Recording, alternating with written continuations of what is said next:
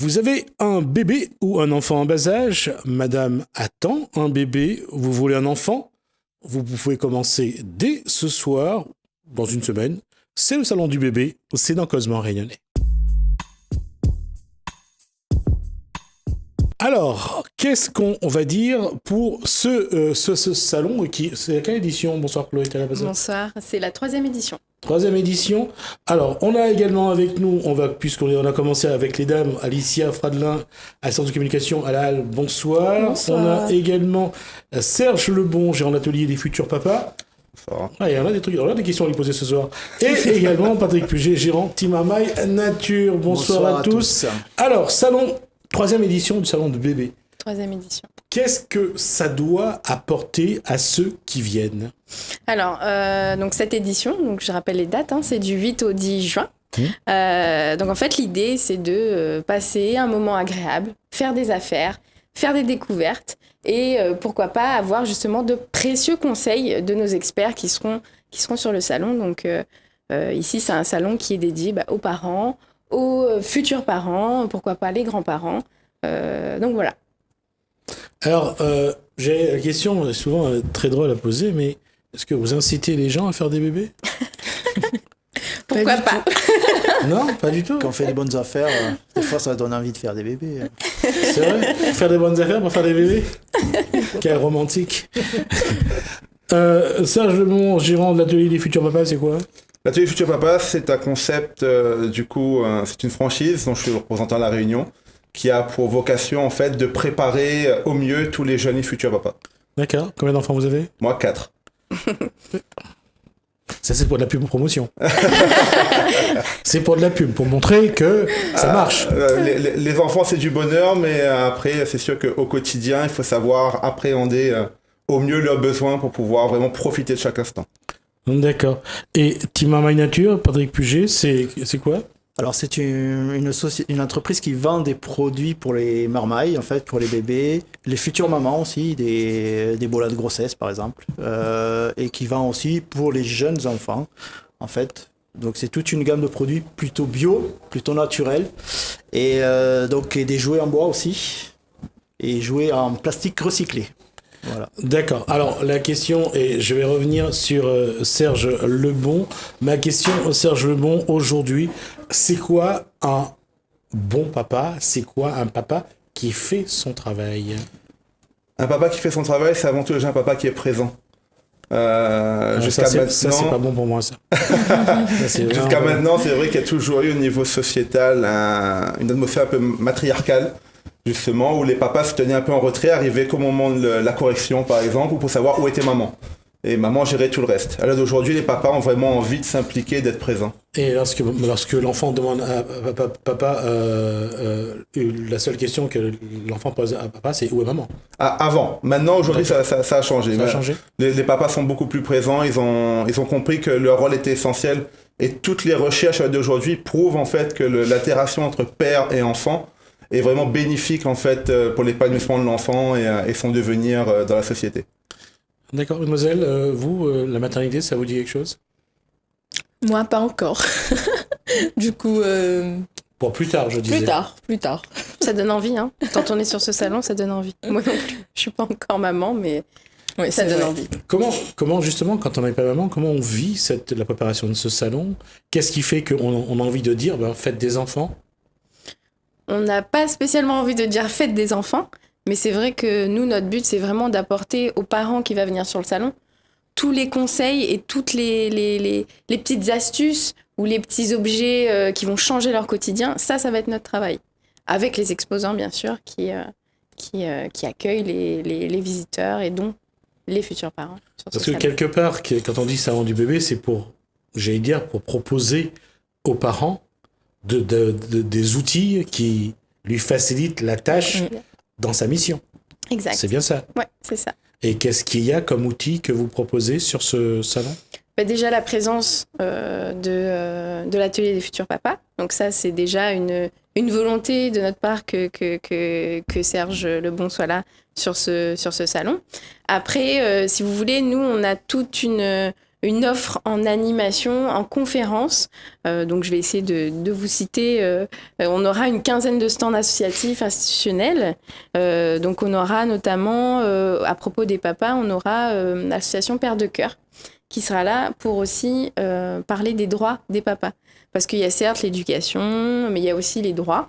Parce que des fois, les parents Quand il y a une séparation, souvent, séparent. ça se passe pas très bien. Et dans Voilà. le cas de Bernard Barsamian, puisque c'est lui qui a créé Père de Cœur, c'est de trouver un moyen pour que les enfants ne soient pas l'otage de l'un ou de l'autre parent dans ces moments-là. Et ça, c'est la question qui est terrible, parce que certains parents n'hésitent pas à utiliser leur enfant comme otage pour régler des comptes avec l'autre adulte. Et malheureusement, plus ça va, plus c'est le cas, et moins on trouve de solutions. Aujourd'hui, on est même venu à créer des espaces de rencontre, et ça se passe à l'UDAF, pour qu'un père et une mère puissent venir se parler, juste pour savoir comment faire avec l'enfant. Ça montre bien qu'aujourd'hui, la maturité au niveau des adultes est aussi en baisse. Et ça, c'est quelque chose, et là, je vais poser la question à Serge Lebon, qu'est-ce qui souffle le plus aujourd'hui? Est-ce qu'il y a plus de cas ou de pères qui ne voient plus leur enfant, ou plus de mères aujourd'hui qui sont également auxquelles on a soustrait les enfants?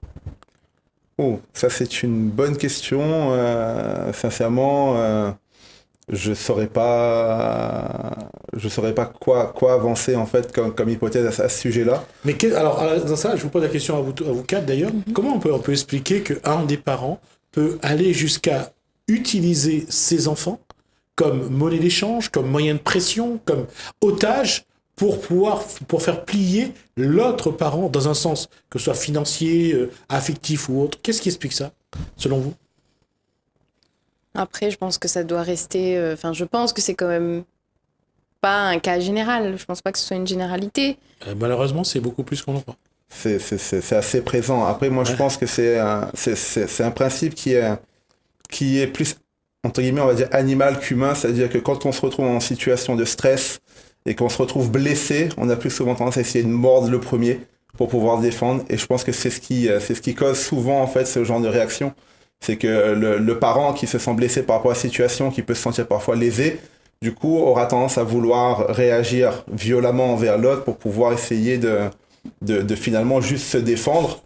Et souvent, l'enfant se retrouve au milieu et c'est lui qui est un peu la Sur ce salon, est-ce qu'on parlera de ça? Est-ce qu'on parlera justement comment veiller toujours l'intérêt de l'enfant, du bébé, bien sûr, pour que si les adultes ne s'entendent plus, pour pas que ça se passe vraiment difficilement?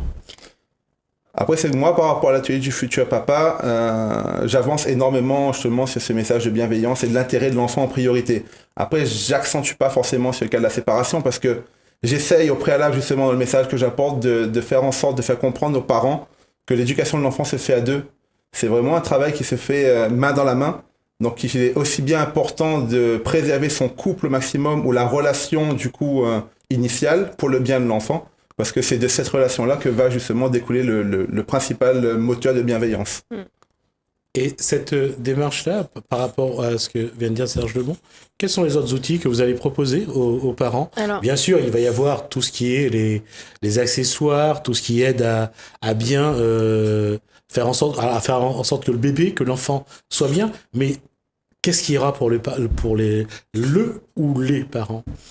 Alors, donc, je disais au final qu'on aura aussi des interventions, des conférences sur l'éducation, la bienveillance. On aura aussi des écoles Montessori. En termes de toujours d'animation, on aura la langue des signes bébé, on aura tout ce qui est gestion de la grossesse, de l'allaitement. On parlera aussi de l'endométriose. Comment vivre et avoir un enfant avec cette problématique. Si vous voulez, on va pas rester uniquement... On va juste rappeler, on en a parlé sur ce plateau de l'endométriose avec, pour marraine Marie-Alice Sinaman. Il y a eu donc une marche, c'était le 24, je crois, avril, à Saint-Denis. Alors, l'endomètre, c'est donc ce tissu qui est dans l'utérus de la femme, qui malheureusement va se balader un peu dans le corps et qui crée malheureusement, lors de sa destruction, une souffrance. Et c'est vrai que peu de femmes, les femmes qui ont malheureusement cette pathologie, ont peu de chance parfois après d'avoir un enfant. Voilà, donc l'idée là, c'est de pouvoir déjà parler de ce qu'on a vécu, de nos difficultés à avoir un enfant ou pas, ou d'avoir le bonheur d'avoir eu un enfant. Et en fait, si vous voulez, au niveau de la proposition que nous on fera sur les exposants, je suis désolée, je perds le fil. Non, c'est pas grave. On reste sur.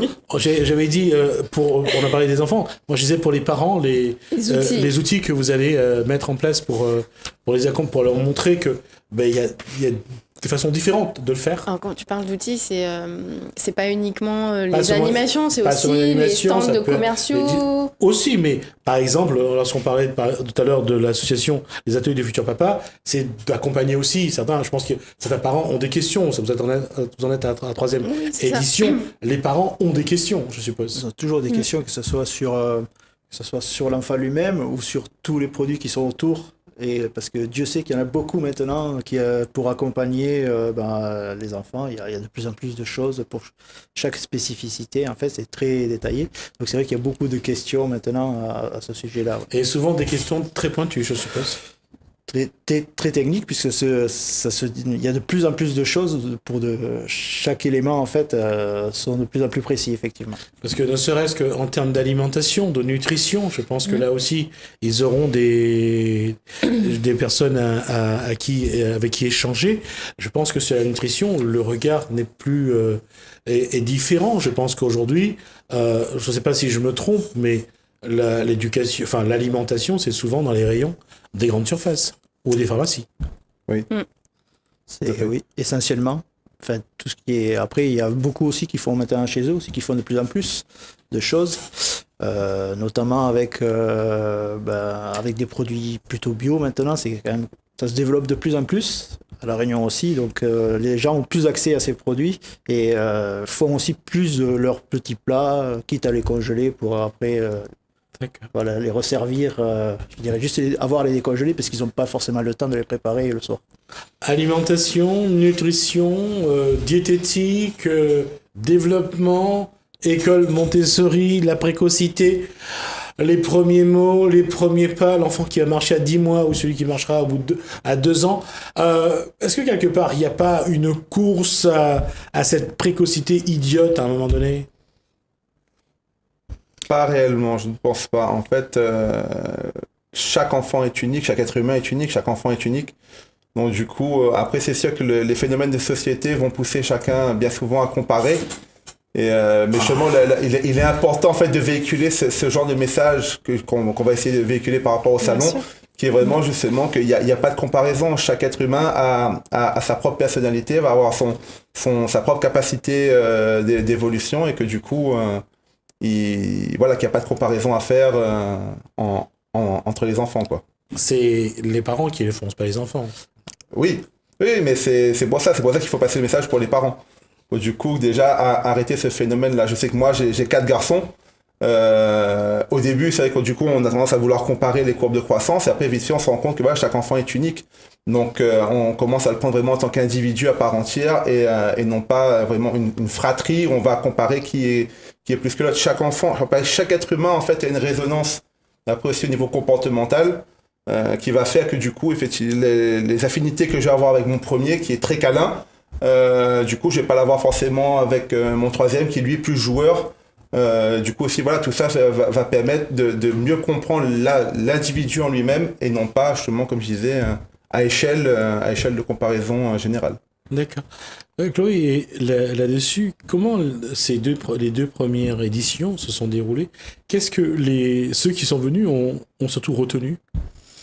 Alors, l'édition précédente, au final, on s'est rendu compte que les gens venaient beaucoup plus pour acheter que pour participer à toutes les conférences qu'on a pu mettre en place. Donc, c'est vrai que... Conférences et animations, d'ailleurs. Donc, c'est vrai qu'on a eu un retour assez mitigé des animations et des conférences. Le principal but des gens qui venaient, en tout cas sur la deuxième édition, était pour acheter. Et toujours acheter le dernier accessoire pratique, utile, qui facilite la vie, qui garde le bébé au contact avec sa mère. On est toujours sur ces mêmes... Oui. Surtout que en fait cette année, donc on a un partenariat privilégié avec Le Coin des Petits et Marmaille Plus. Donc je voulais aussi mettre l'accent sur cette partie-là, puisque au final, sur le salon, on aura on mettra toujours l'accent sur le confort de la maman et de la future maman, puisqu'on aura toujours notre parking privilégié pour les femmes enceintes. On aura toujours une zone de repos qui sera spécialement aménagée avec du mobilier dédié à la future maman. Et on aura aussi nos zones de change. Marmaille Plus mettra à disposition ses couches gratuitement pour que les mamans puissent changer leur enfant. Donc nous, on met l'accent sur le confort de la maman, en tout cas sur ce salon, pour que ça puisse être un moment agréable. Je ne sais pas si ça a été sur les précédentes éditions, mais ceux qui viennent, c'est aussi des femmes qui pensent procréer à un moment ou un autre, ou bien c'est... Oui, je pense que, évidemment, parce que la maternité, c'est quelque chose que ça se prépare. Et du coup, vu qu'il y a beaucoup d'appréhension autour de ça, je pense qu'il y a énormément de jeunes femmes qui viennent. Ça, c'est vrai que ça se prépare. On parle d'appréhension, mais est-ce qu'il n'y a pas un peu d'exagération aujourd'hui dans le fait que l'enfant est devenu l'enfant roi, que tout est autour de lui, que à partir du moment où l'enfant arrive, la mère apparemment met de côté bien des choses et s'occupe que de son enfant. Est-ce que quelque part il n'y a pas une exagération? Je pense que ça dépend des gens. Après, ça dépend du vécu de chacun aussi, je pense. Si une femme, elle est atteinte de l'endométriose, je pense que c'est un petit peu normal qu'elle soit comme ça avec son enfant. D'accord. Et après, voilà, je pense que ça dépend du vécu de chacun. L'enfant est devenu roi? Non, pas du tout. Le phénomène de l'enfant roi qui, à l'heure d'aujourd'hui, effraie beaucoup de gens. Mais en fait, réellement, on l'instaure nous-mêmes. Justement, par notre façon d'appréhender. C'est une incapacité des parents à se faire violence de temps en temps, à prendre du recul, à être sévère, à mettre de la discipline, de la rigueur. Après, Après, moi, je fais très attention justement à tout ce qui concerne discipline et rigueur. Parce que du coup, pareil, c'est des mots qui, utilisés hors de contexte, peuvent avoir des effets sur l'enfant, sur le devenir de l'enfant qui sont irrémédiables bien souvent. Donc du coup, il faut simplement poser un cadre. L'enfant ne sera pas roi si on lui aura posé le cadre qu'il faut au préalable. Et on peut très bien poser un cadre tout en restant positif avec son enfant. Et en évitant justement un excès de discipline ou d'autorité. Toute autorité, même passive, se mérite. Il suffit de passer du temps avec son enfant, d'apprendre à le connaître, de savoir discerner justement quels sont ses besoins, de pouvoir savoir justement quel ficelle je vais pouvoir tirer de cette situation pour désamorcer la situation au plus rapidement. Quand on dit Team Marmaille Nature, c'est pas le laisser faire ce qu'il veut. Non, c'est pas laisser faire ce qu'il veut, comme le disait Serge. En fait, c'est être positif, mais dans un cadre, en fait. Il faut que tous les enfants, en fait, il faut qu'ils soient cadrés. Et en fait, un enfant qui n'a pas de cadre de posé, c'est pas pour ça qu'il va vous aimer plus, en fait. C'est parce que vous lui laissez faire ce que vous voulez qu'il va vous aimer plus. Au contraire, c'est souvent ceux qui sont cadrés, mais toujours de la bienveillance, qui vont plus être envers vous. C'est un paradoxe parce que c'est souvent par amour qu'on laisse son enfant faire ce qu'il veut, qu'on a peur de le frapper, qu'on a peur de lui faire du mal. Le frapper, c'est autre chose. C'est déjà que de temps en temps, ça fait du bien aux parents et à l'enfant. C'est pas forcément être de la bienveillance comme on l'attend, mais après, chacun a sa façon d'éduquer et voilà. Donc là, c'est notre sujet. On abordera plus tard. On va revenir là-dessus puisqu'on va terminer l'émission dans 1 minute. Alors, Chloé, donc on rappelle les dates. Alors, le salon du bébé, c'est du 8 au 10 juin. Donc vendredi, samedi, dimanche. Beaucoup de conférences. Pas mal de conférences, donc comme je vous dis, on aura sur l'éducation, la bienveillance, sur la parentalité. On aura aussi des conférences sur la langue des signes bébés, sur la grossesse, sur l'allaitement, sur l'endométriose et bien d'autres. Je peux pas toutes les citer. Combien de jours? 3 jours? 3 jours, voilà. Sur les 3 jours, il y aura tous les jours, il y aura des conférences différentes. Et des animations également, des challenges pour les papas. Celui qui monte le plus rapidement possible la poussette. Il y aura des courses de voitures. Il y aura en tout cas plein de surprises sur ce salon. Des cadeaux à gagner. Donc les visiteurs ne repartiront pas forcément les mains vides. Et surtout, l'entrée est gratuite. Exceptionnellement, cette année, l'entrée est gratuite. D'accord. L'un des challenges qu'il y aura aussi, c'est qui réussira à faire manger à son bébé un pot de légumes nature. Et ça va être un vrai spectacle.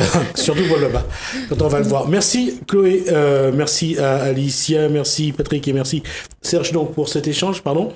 On rappelle donc que le salon, c'est donc du 1er, non Du 8 au 10 juin. 8 au 10 juin donc, et on peut retrouver tout notre programme, le programme du salon, les animations, sur notre page Facebook, la Halle des manifestations du port. D'accord. En tout cas, voilà, le rendez-vous est pris. Il y aura des cris, il y aura des pleurs, mais il y aura beaucoup de bonheur. Mais apparemment, c'est ça qui fait le bonheur. Chacun choisit sa souffrance. Hein. On va juste passer à autre chose, mais comme on va regarder aussi ce qui va se passer dans les autres communes dans les prochains jours. Quoi ça dit dans une commune.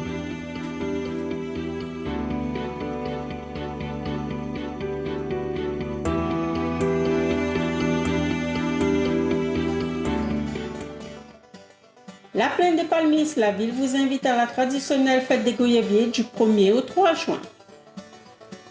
Saint-Denis, le Salon des Seigneurs Réunion organise sa 3e édition 3 jours pour se vitaminer la vie, du 1er au 3 juin de 9h à 18h à la Nordelle. Saint-Pierre, vous êtes conviés à la 15e édition du Sakifo 2018 du 1er au 3 juin à Saint-Pierre.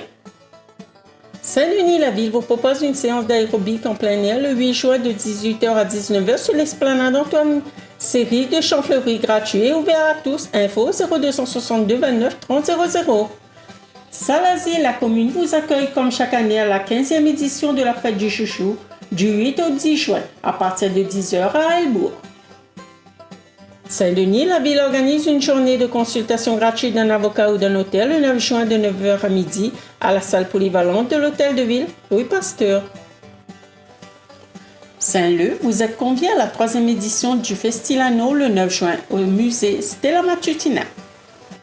Saint-Denis, vous êtes invité au marché pays le 9 juin de 6h30 à 12h30 à l'espace Rédelé bas de la rivière. Venez nombreux découvrir les produits locaux du producteur au consommateur.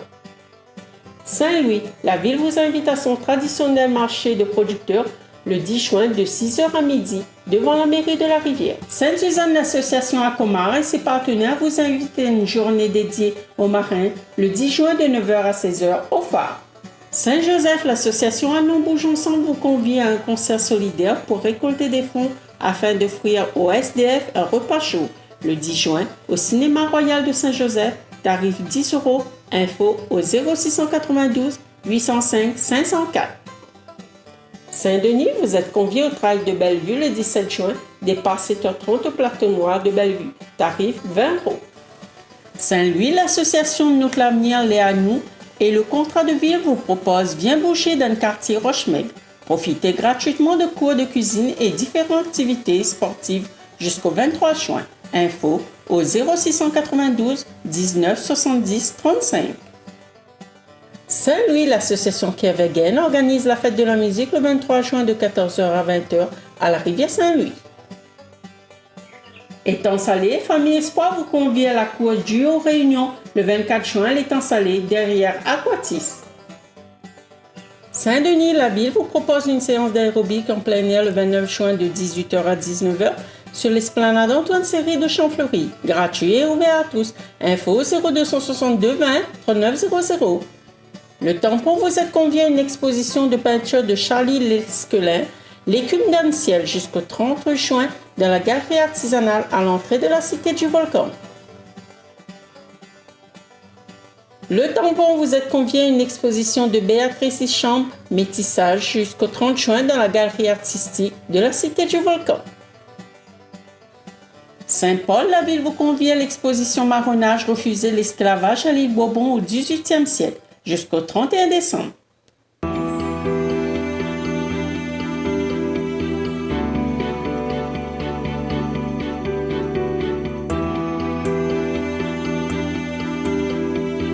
Ce peuple est issu de la Réunion. Sans être écolo, il pousse le consommateur à manger des breads de la Réunion, bien sûr.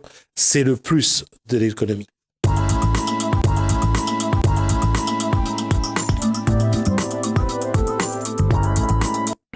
La question, c'est toujours, on pensait qu'ils seraient venus habillés tout en vert, mais non. Ils ont juste amené quelques breads. Vira Sami Massé, Dominique, bonsoir. Bonsoir. Alors, Monsieur Ringuin Olivier, bonsoir. Bonsoir, monsieur. Christelle Bokikeni, bonsoir. Bonsoir. Maëva Montero, bonsoir. Bonsoir. Et François Latchouman, bonsoir. Bonsoir à vous. Vous êtes le peuple des breads, j'allais dire les Acadiens. Les Acadiens. Ça fait rire. On est le peuple de bread. Vous aussi, Oui, non, je le dis, mais vous, officiellement, vous êtes dans l'association, le peuple des breads. Alors, ce n'est pas une association. Non, c'est pas encore? L'association existe, elle est composée de 850 000 breads déjà, mais certains ne sont pas encore au courant. Ah, d'accord. Ah oui, d'accord, ok. Mais est-ce que vous êtes une association déjà structurée? Non, on est le peuple. Le peuple des breads? Ah, d'accord. Ça ne sera pas une association? Non. Ça sera ceux qui veulent. Voilà, c'est totalement open. D'accord. Ouvert. Ça a commencé quand, cette aventure? Oula. Ben là, en fait, c'est venu en 2009, avec une interrogation. Au début, en fait, il s'agissait d'écrire un livre sur les breads, et puis finalement, au début, il s'agissait d'écrire un livre, point. Et après, sur les plantes. Et après, on s'est rendu compte que finalement, sur les plantes, il y avait pléthore de livres. Sauf qu'un matin, en me réveillant, j'ai ouvert un œil et je me suis dit non, c'est pas vrai. Et il y avait un groupe de plantes présents dans les foyers, partout dans la case de monde, partout dans la cour de monde, même dans la cour, le préfet y trouve. Et ce groupe de plantes, c'est les breads, et personne n'avait consacré une ligne dessus. Et c'est là que je me suis demandé, non pas comment écrire le livre, mais pourquoi on ne l'avait pas fait. Et d'où est venu effectivement le peuple des breads. D'accord. Olivier Rien, là, je me pose la question de savoir Oui. qu'est-ce qu'un jeune qui n'est peut-être pas la génération des breads a envie d'être dans ce peuple des breads. En fait, moi j'ai connu Dominique en 2015. Il a commencé à parler du sujet avec moi.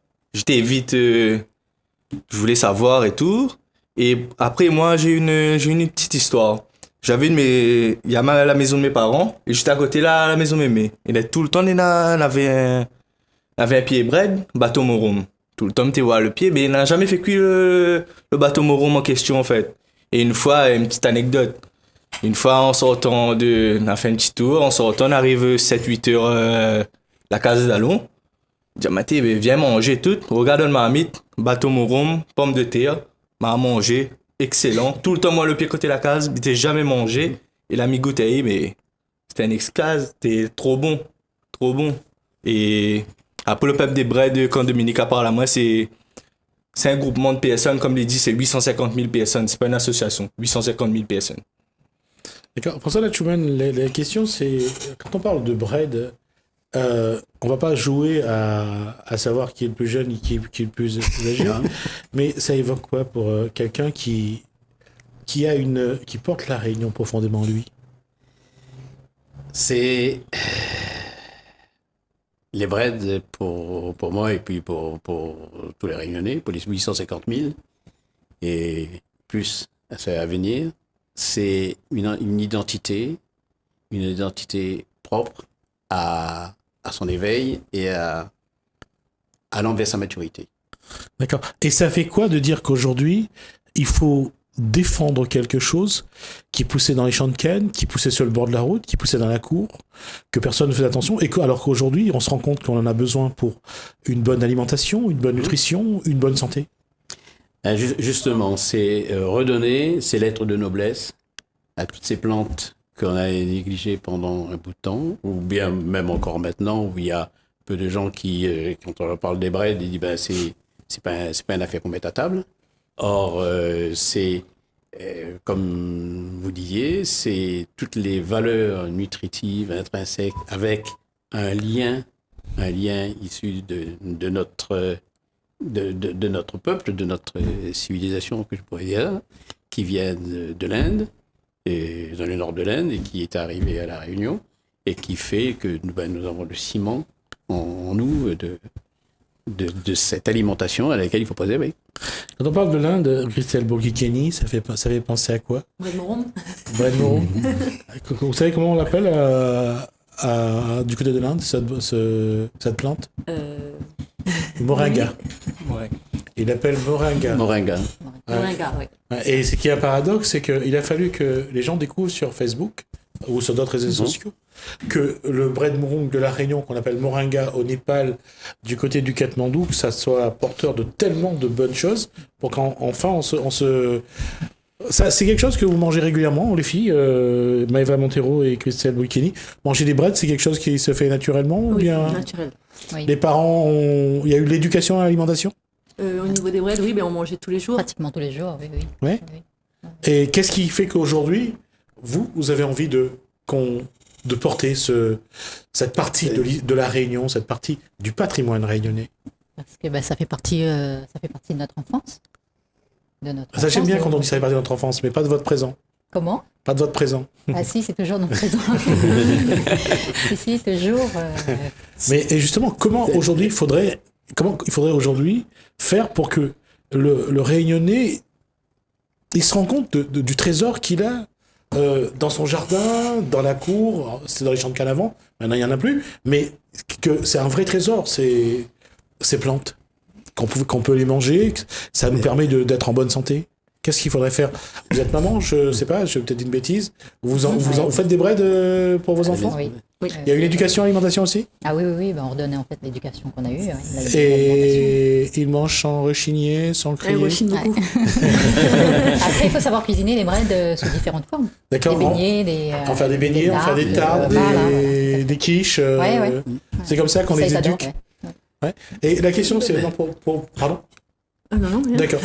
La question maintenant est pour vous tous, c'est que comment justement, d'une part, réintroduire de manière beaucoup plus forte les breads dans la flore réunionnaise, dans notre vivre de tous les jours, et comment faire en sorte que les gens se rendent compte que ces plantes sont vraiment bons pour la santé.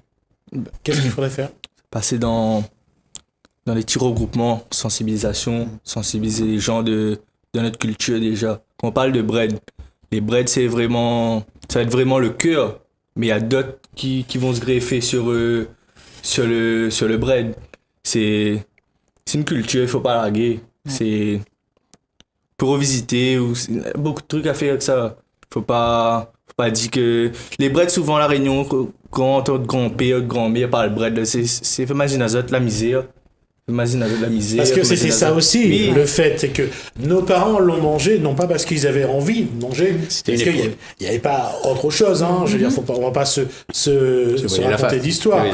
À un moment donné, tout le monde a mis le bread de côté lorsque, à partir de 80, mauvais souvenir. Il faut juste rappeler que c'est à partir de 1977 qu'il y a eu la première grande surface à Saint-Denis. À partir du moment où la consommation a été lancée, si on pouvait éviter de manger des breads et des grains et manger que de la viande, c'était le début d'un cycle. Et les breads sont passés un petit peu à côté. Aujourd'hui, avec la maladie, avec les problèmes de santé... Le diabète, le problème des tensions, surtout du diabète. Ouais. Il y a 70% de la société réunionnaise qui a eu du diabète, donc on a recours justement à tous les breads. On redécouvre les éléments... médicinales et nutritifs de toutes ces plantes. Alors d'une part, c'est vrai qu'au niveau de la tisane, aujourd'hui, il y en a à tous les coins de rue. J'allais dire un petit peu comme on a un peu le syndrome du poulet grillé. Il a fallu qu'il y en ait un qui est fait, maintenant tout le monde en fait. La pizza, c'est pareil. Et comme d'autres choses. Mais je reviens à une chose. Aujourd'hui, quelle est votre posture sur cette évolution-là? Comment faire en sorte aujourd'hui de ramener les breads dans l'éducation à l'alimentation, les ramener aussi dans les habitudes des agriculteurs, parce qu'il faut le planter, ou aussi, et ça je pense que vous êtes tous sur cette posture-là, avant il y en avait dans le jardin de papa et maman, ou de grand-père.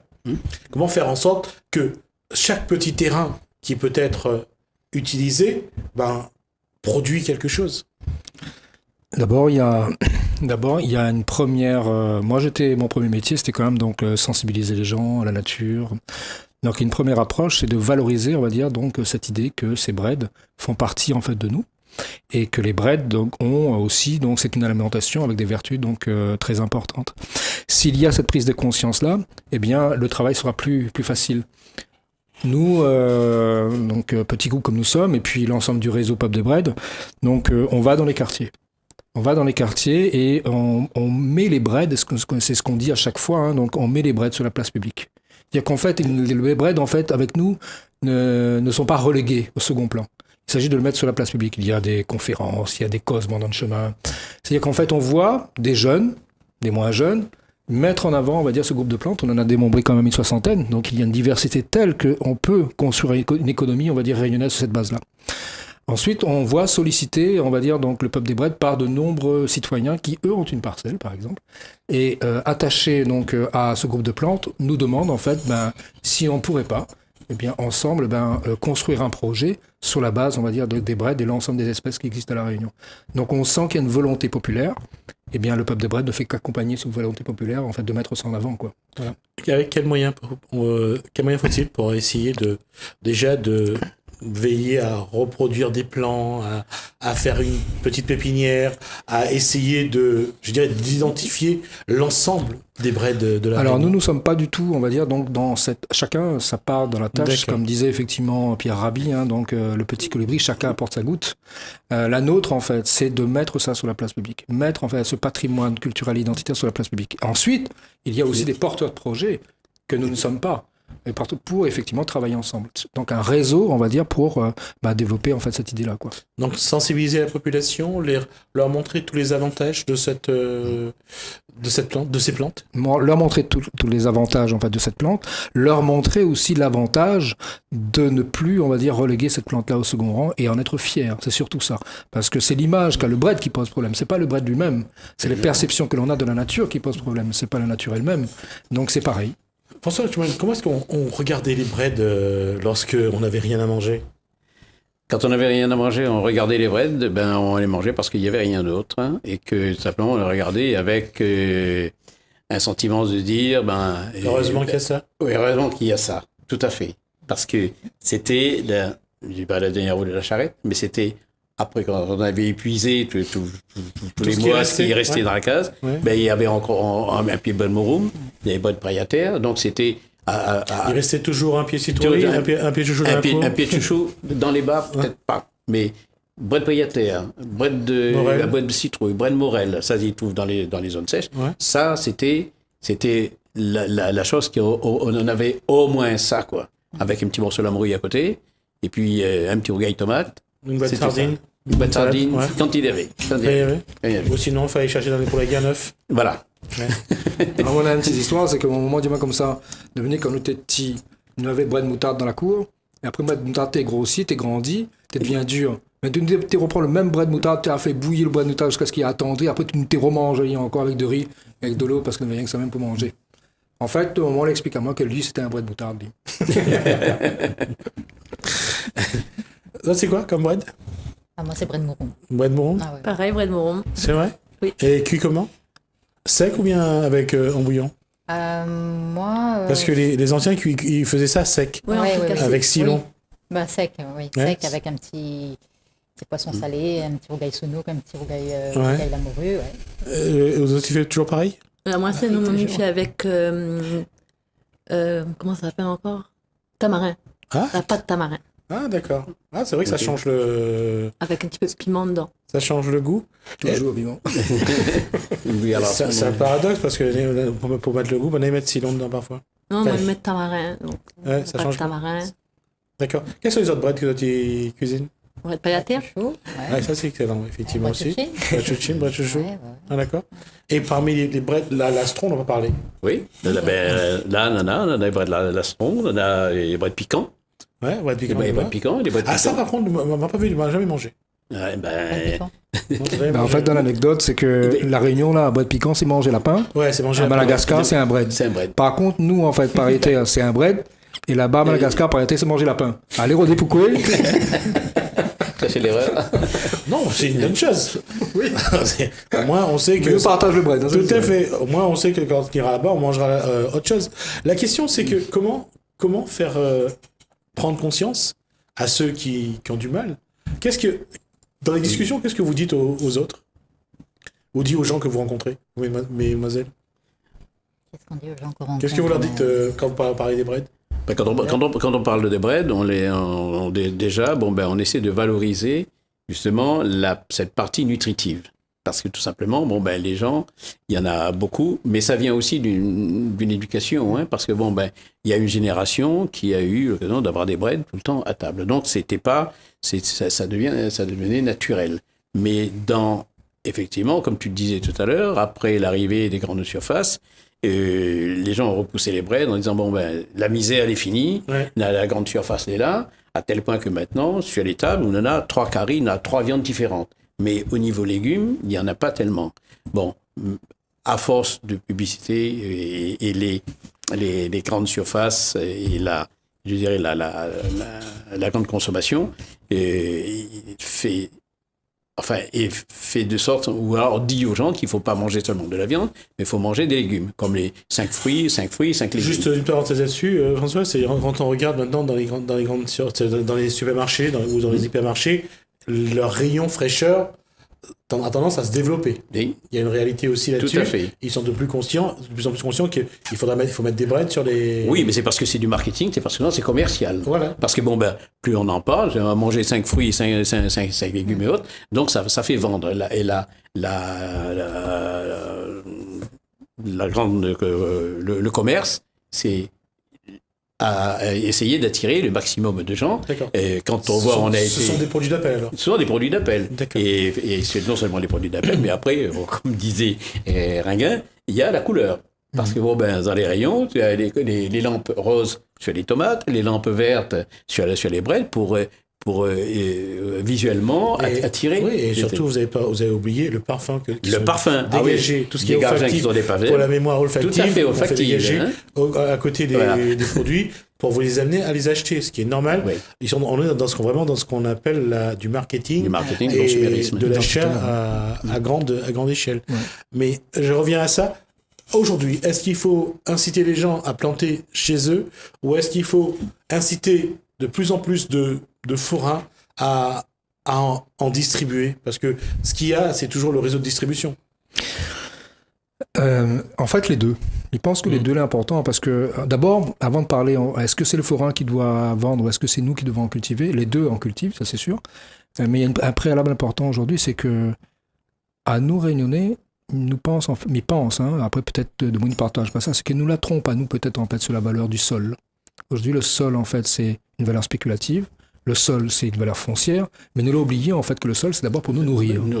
Et donc, inviter les gens à planter, c'est la première chose à faire pour pouvoir effectivement, peut-être en fait déjà faire des économies et aussi se rapprocher du sol et aussi revenir en fait donc à des habitudes d'antan qui n'est pas celle effectivement d'aujourd'hui, c'est-à-dire 50 ans avec les pesticides, mais avec effectivement l'amour du sol en tant qu'organisme vivant.